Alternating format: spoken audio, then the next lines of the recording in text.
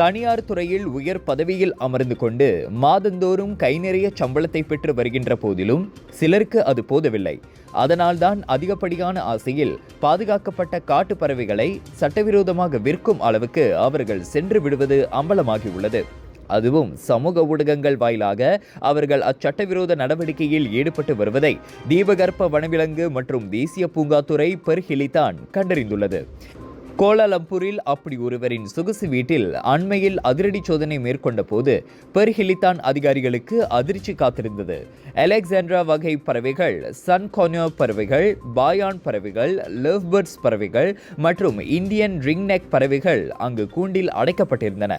அவற்றின் மொத்த மதிப்பு 40,000 ரிங்கிட்டை எட்டலாம் என கணக்கிடப்படுகிறது. பாதுகாக்கப்பட்ட அந்த காட்டு பறவை இனங்களை வீட்டில் வளர்ப்பதற்கான முறையான உரிமம் எதுவும் இல்லாததால் 2010 வனவிலங்கு பாதுகாப்பு சட்டத்தின் கீழ் 40 வயது ஆடவர் விசாரணைக்காக கைது செய்யப்பட்டு போலீஸ் ஜாமீனில் விடுவிக்கப்பட்டார்.